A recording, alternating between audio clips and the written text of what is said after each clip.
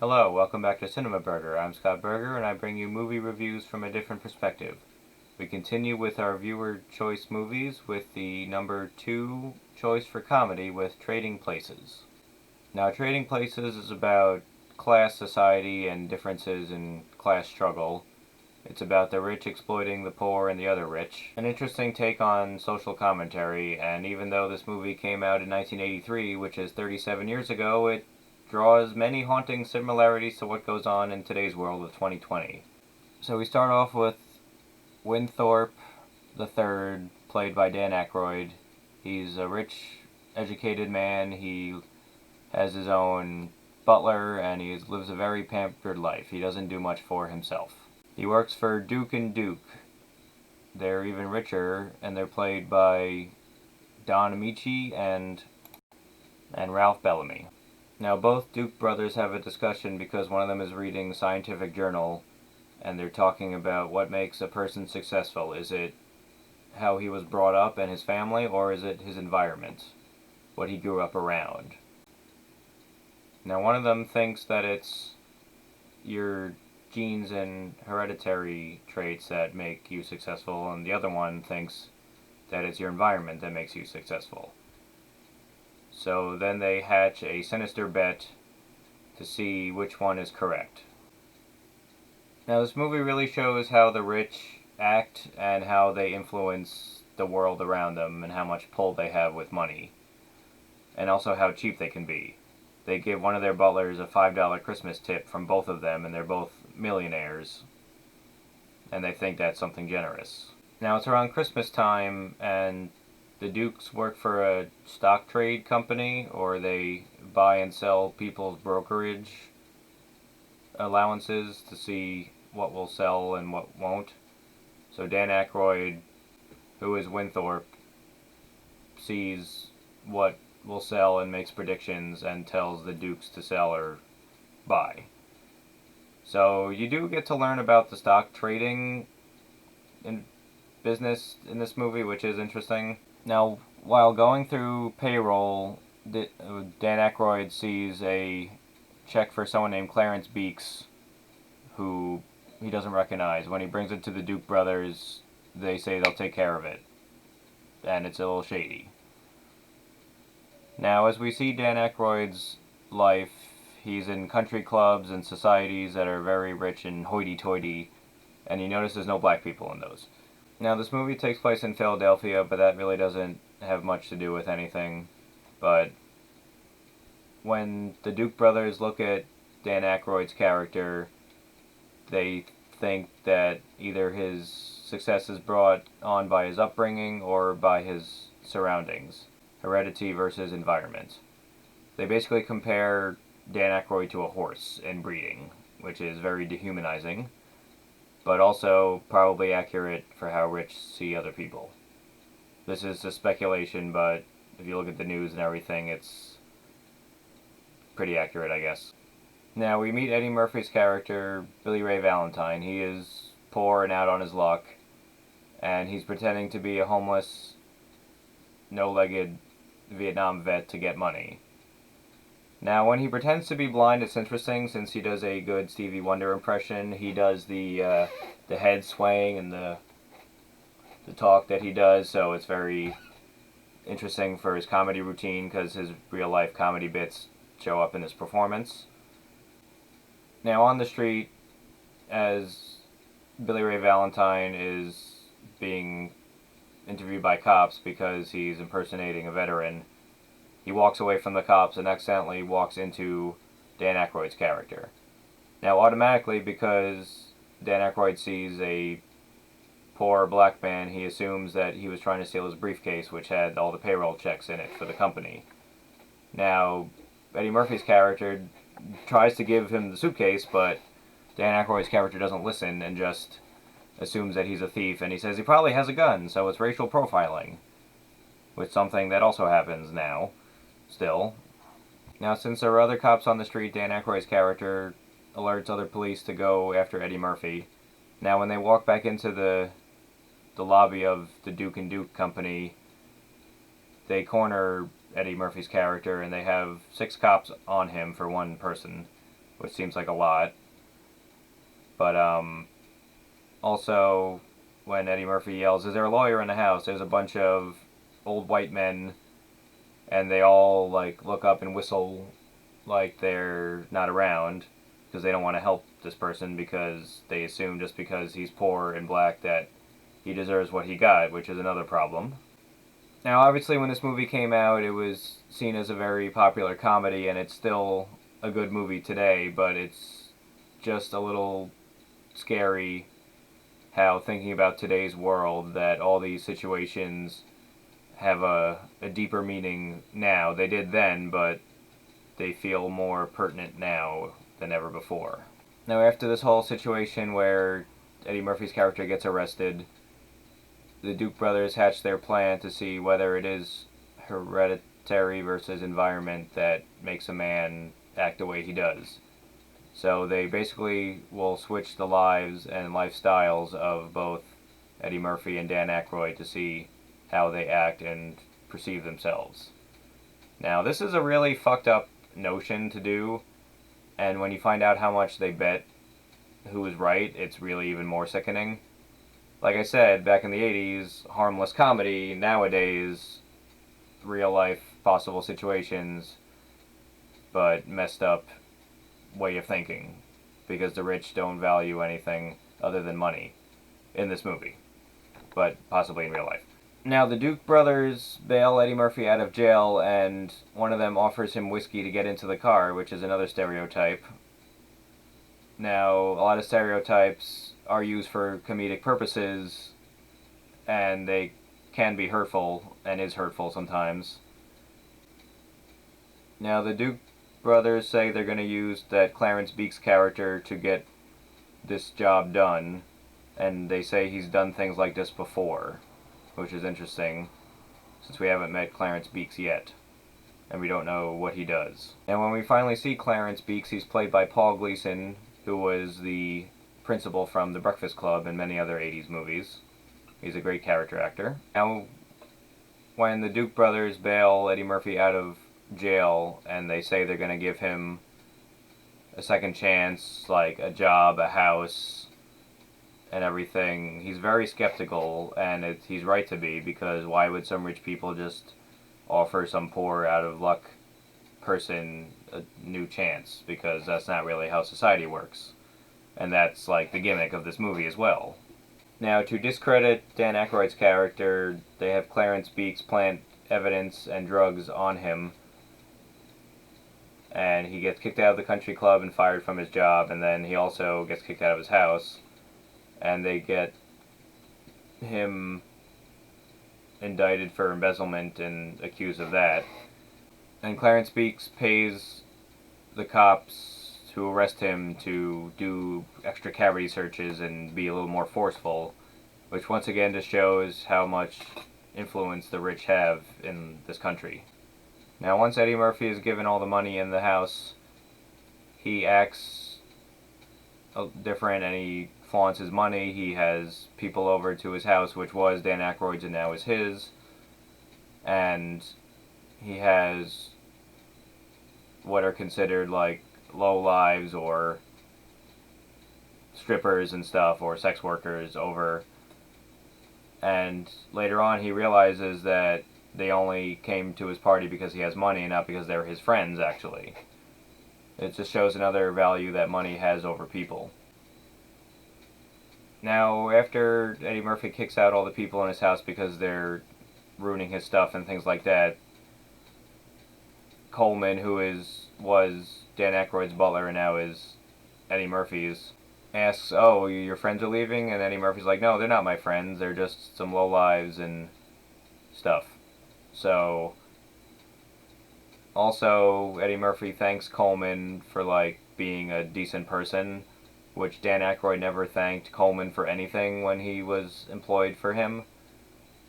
So this also is showing how people born rich act and don't value other things besides money, versus poor people or non-rich people who become rich and still have their pre-money values, which I thought was very interesting. Because you even if you started out poor or not wealthy and then become wealthy or rich, you still know your values from beforehand versus someone who's never had to work for anything.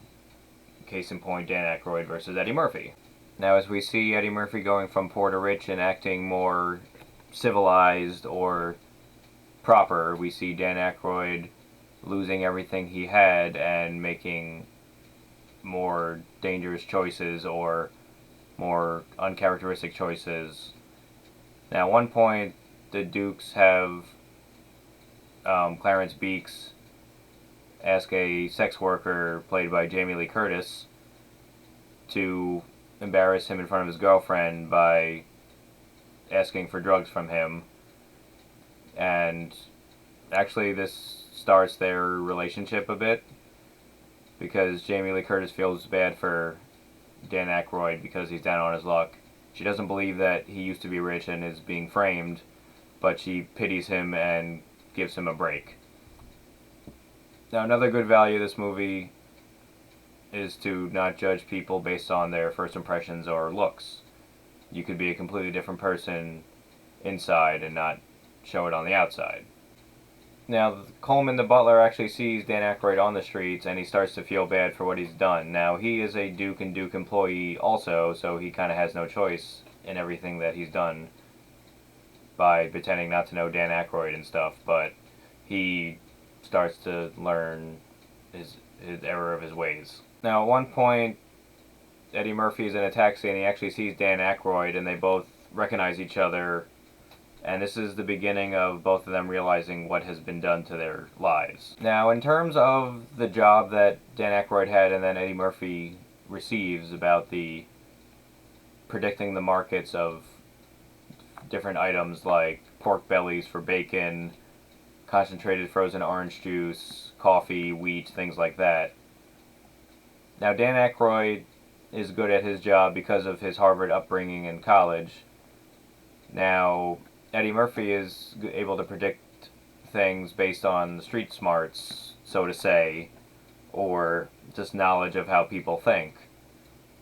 Like, people wouldn't want to spend a lot of money around the holidays because this place right before Christmas on things because they want money for Christmas gifts and things like that. So they wouldn't want to buy market shares or stocks of things at a high value. They want to buy it low. So that's how Eddie Murphy is able to do a good job and help out the Dukes. Now, since Mortimer Duke, played by Don Amici, is the more racist of the two Duke brothers, he immediately dismisses black people and uses the word Negro a lot, and he thinks that it's someone's environment that makes a man the way he is. So, as a test, he drops a money clip to see if Eddie Murphy will steal it, because he thinks black people are crooks. But Eddie Murphy picks up the money clip, he looks at it, looks again, because throughout the movie the Dukes have been talking about their experiment. So he gets wise to them and he gives back the money clip, and he passed the test. He won for the side of your hereditary that makes you who you are and not your environment. Now, Dan Aykroyd's character is staying with Jamie Lee Curtis because she's helping him out. Now, Dan Aykroyd needs money because rent isn't free for him while he's staying with Jamie Lee Curtis, so he sells his watch at a pawn shop. Now, while he's doing that, he's getting more desperate, so he sees a gun and he buys it from the pawnbroker. Now, later on, Dan Aykroyd is walking by a fancy restaurant where he sees Eddie Murphy and the Duke brothers and a bunch of other rich white people. Now, in this restaurant also, there's only one black person, and it's Eddie Murphy. Now, they make a joke, one of them, about something, and they all look around to see if Eddie Murphy's going to laugh or something, and when he does, they all laugh too, because they're fascinated by a black person, I guess. That's the gist I'm getting from this scene. And now throughout this movie as well, Dan Aykroyd has been thanking Jamie Lee Curtis because he assumes just because she's a prostitute that she doesn't know anything or that's her only thing, but she says that she has trading bonds set up and she's saving up to do something else and that she's smarter than she looks. And Dan Aykroyd is realizing that looks aren't the only thing or first impressions, that you actually get to know a person, you can value them, and that he is starting to change his ways as well. And also that Jamie Lee Curtis generally feels bad at first for Dan Aykroyd, but starts to like him, and he likes her. So it's actually a decent, genuine love story. Now, while Eddie Murphy is doing payroll checks and stuff, he notices the Clarence Beeks too, and doesn't see that he is on the employment of Duke and Duke, and he brings it up to the Duke brothers as well, and they also dismiss him and say that they'll take care of it. Now, they're starting to realize that there's something fishy going on. Now, actually, Dan Aykroyd breaks into Eddie Murphy's office, which used to be his, and is trying to plant drugs and a gun in his desk to get rid of him, just like it seemed was done to Dan Aykroyd.